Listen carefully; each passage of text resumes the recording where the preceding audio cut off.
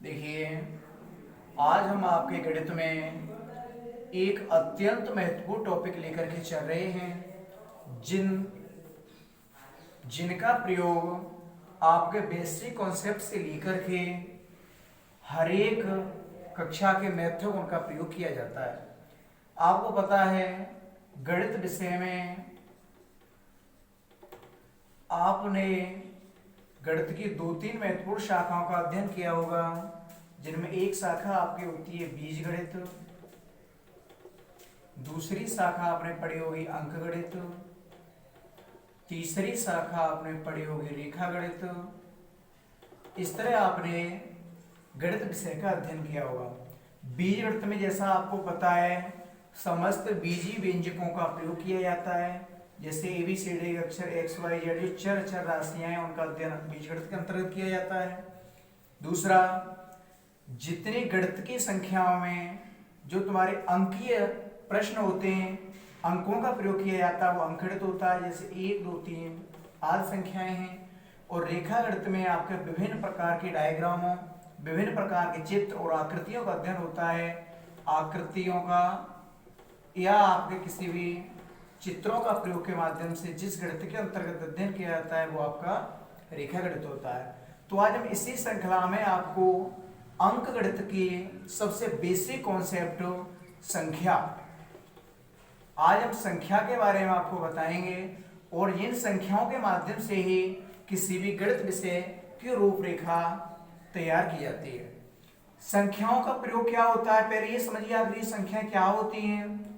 संख्याओं का मतलब होता है कोई भी ऐसी गणितीय संक्रियाएं या कोई भी ऐसी चीजें जिनके द्वारा किसी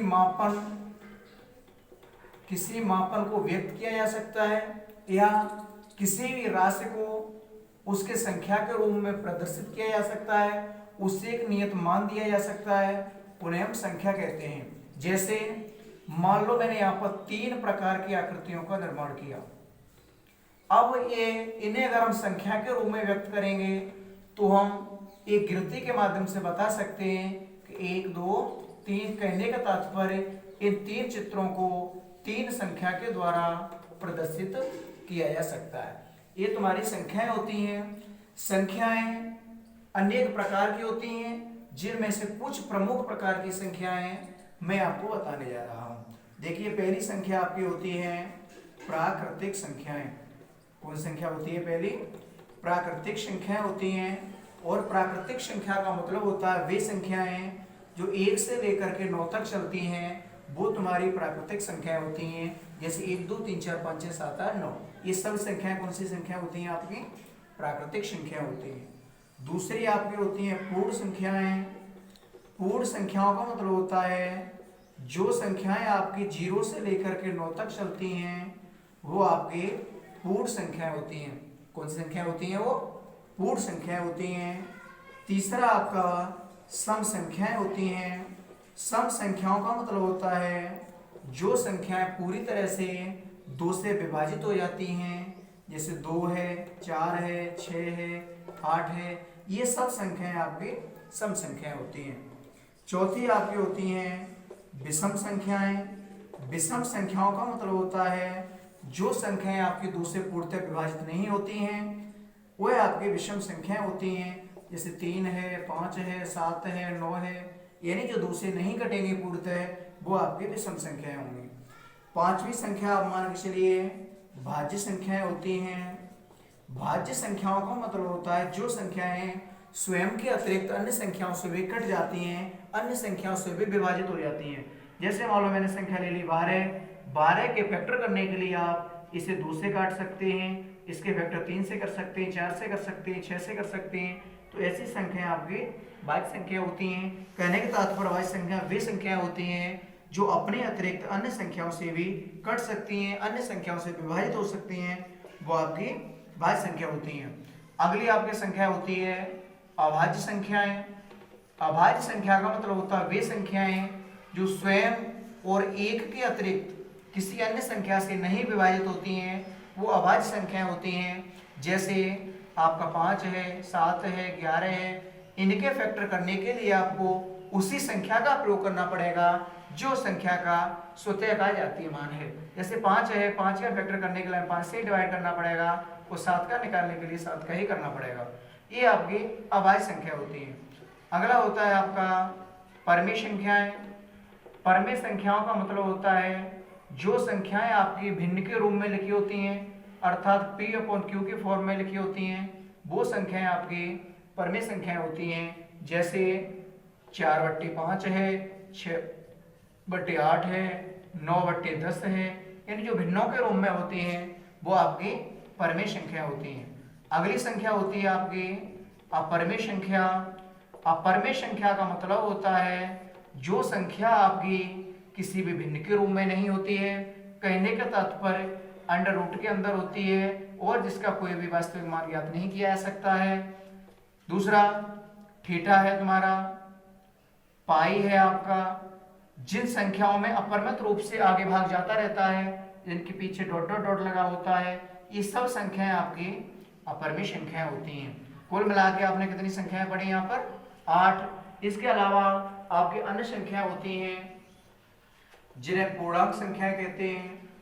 पूर्णांक में क्या होता है? जिन संख्याओं में आपका माइनस और प्लस दोनों संख्याओं का प्रयोग होता है, जैसे माइनस का 3 है, माइनस का 2 है, माइनस का 1 है, 0 है, फिर प्लस 1, इस तरह जो संख्याएं होती हैं उन्हें पूर्णांक कहते हैं।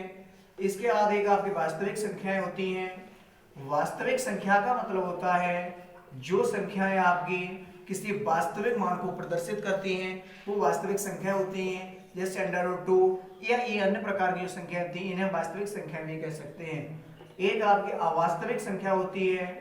अवास्तविक संख्या का मतलब होता है जो संख्या अंडर चिन्ह के साथ माइनस में अंदर दी गई हो। जैसे मान लो माइनस के √2 है अंदर। अब इस संख्या का आप कोई भी वास्तविक मान नहीं ज्ञात कर सकते क्योंकि माइनस चिन्ह का वर्गमूल लेना चाहेंगे, माइनस चिन्ह का वर्गमूल नहीं लिया जा सकता। अतः ऐसी संख्या आपकी अवास्तविक संख्या होती हैं। तो आज की इस मैंने छोटी सी वीडियो में आपको कुछ प्रमुख प्रकार की संख्याएं एवं संख्या के बारे में आपको विस्तृत से बताया कि संख्याएं क्या होती हैं। आपने संख्याएं समझी होंगी। जिन राशियों के द्वारा किसी संख्या के मान को प्रदर्शित किया जाता है वो आपकी संख्याएं होती हैं। संख्या मैंने अभी कुछ प्रमुख प्रकार की संख्या बताई। जैसे पहली प्राकृतिक संख्या से 1 से लेकर 9 तक थी, पूर्ण संख्या 0 से लेकर 9 तक थी, सम संख्या जो 2 से कटती है पूर्णतः, जो 2 से पूर्णतः विभाजित होती है संख्याएं वो सम संख्याएं होती हैं। विषम संख्याओं वे संख्याएं होती हैं जो 2 से पूर्णतः विभाजित नहीं होती हैं। भाज्य संख्या वे संख्याएं होती हैं जो स्वयं के अतिरिक्त अन्य संख्याओं से भी विभाजित होती रहती हैं, उन्हें भाज्य संख्या कहते हैं। उसके बाद आपका अभाज्य संख्या था। अभाज्य संख्या में आपकी वे संख्याएं होती हैं जो स्वयं और एक के अतिरिक्त अन्य किसी संख्या से विभाजित नहीं होती हैं, वो अभाज्य संख्याएं होती हैं। परमेय संख्या वे संख्याएं होती हैं जो किसी भिन्न के रूप में या P/Q के फॉर्म में लिखी होती हैं, वो परमेय संख्याएं होती हैं। अपरमेय संख्याएं वो होती हैं जो पूर्ण वर्गमूल में नहीं आती हैं या थीटा पाई या कोई भी ऐसे भिन्नात्मक मान हो जिसे अनंत हल नहीं किया जा सकता, असाध्य आवर्ती फलन हो, वो आपकी अपरमेय संख्याएं होती हैं। मैंने पूर्णांक बताए। पूर्णांक क्या होता है? जिन प्रश्नों में माइनस प्लस सहित सभी संख्याओं का सामूहिक जो कॉम्बिनेशन होता है वो आपके पूर्णांक होते हैं। वास्तविक संख्या मैंने बताई जो एक वास्तविक मान को प्रदर्शित करती है, प्रदर्शन करती है, वो वास्तविक संख्याएं होती हैं। अवास्तविक संख्याओं में क्या होता है? जिन संख्याओं के अंदर माइनस में अंडर रूट कहने के तात्पर्य का कोई भी वास्तविक मान नहीं ज्ञात किया जा सकता, कोई भी रियल वैल्यू नहीं उनकी होती है, उन्हें हम अवास्तविक संख्याएं कहते हैं। तो आज की वीडियो बस यही पे समाप्त होती है और इस वीडियो को ज्यादा से ज्यादा ग्रुप में शेयर कीजिएगा। अगर वीडियो आपको पसंद आती है तो लाइक कीजिएगा और लेटेस्ट अपडेट पाने के लिए, रेगुलर वीडियो पाने के लिए आप हमारे चैनल नंबर PCM क्लासेस को सब्सक्राइब कर सकते हैं। थैंक यू, धन्यवाद।